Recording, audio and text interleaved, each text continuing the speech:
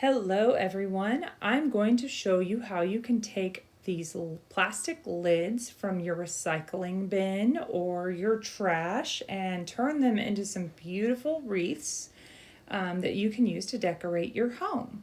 So the first thing you're going to do, whether you're using a smaller sour cream or dip lid or that silver lid that I have there is from a coffee container.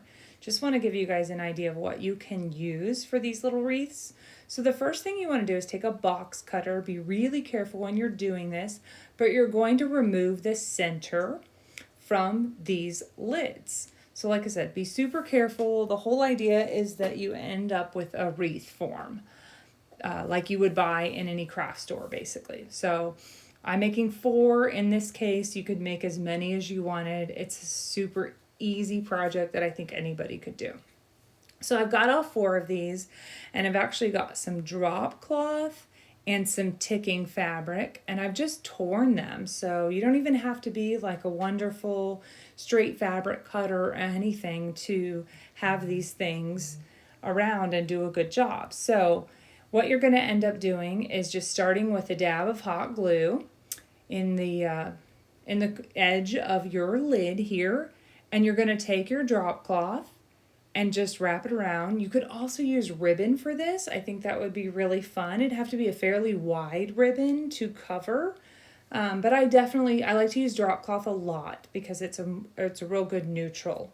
So I've got everything wrapped here, and I'm just taking some greenery from my stash. I always like to have a variety of different greenery and floral items so that I can mix and match. So one of the things I'm doing is just playing around here with the design. I thought I would go with partially covered wreaths. I think those tend to be a little more trendy right now. You see more of the actual wreath form. In this case, you're going to see more of the drop cloth or the ticking. So I've got these 2 pieces here, and I'm just going to attach them here with some hot glue in the center. And I'm just kind of playing around before my glue dries to make sure that I'm happy with the placement of the greenery. So that's my first one. And then I'm working on this ticking one here. And like I said, I definitely have several different types of greenery around.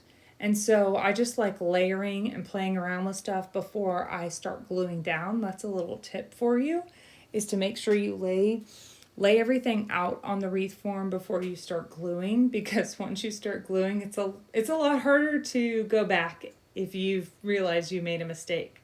But I definitely like adding lots of different layers and lots of different types of greenery to get the effect that I'm looking for. But in this case, I'm also just decorating one side of the wreath, just one section, because I want to show off that beautiful ticking fabric. You can see with the way I have it wrapped that it's creating this beautiful diagonal effect. So I think that's really fun. So you just kind of play around whatever you want. I thought I'd go in like a slightly fall direction with this, but not too fall. I realized that I had the center where these 2 pieces was showing like the stems of the greenery. So another little tip for you can take some twine, and this is just regular like little twine from the dollar store, and wrap it around so it looks more intentional and it looks like you're not trying to cover up some kind of mistake.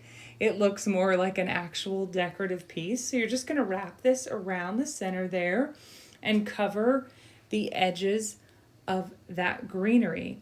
So that's pretty much it. Add a little dab of hot glue and just pay attention to the little details. So make sure it looks real clean. If there's any edges hanging off, you just want to trim them off like I'm doing here. Or if there's any threads. The next thing I want to do, you guys, is show you how to make a fabric rosette.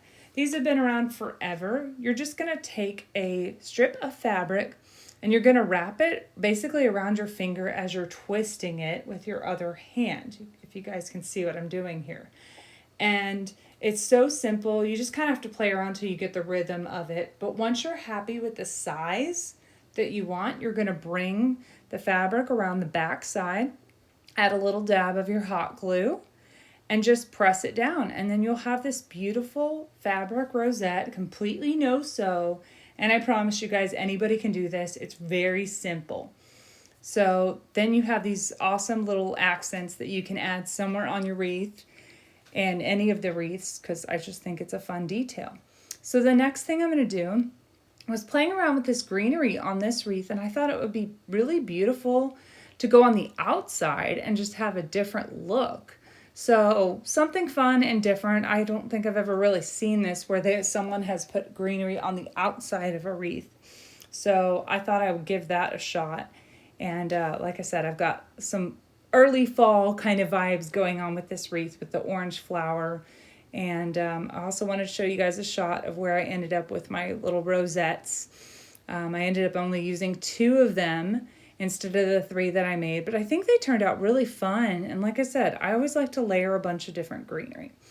So here are my wreaths. I am super, super happy with them. So I hope this inspires you, gives you a good idea of what you can do with something that would be bound for the trash. Thank you guys.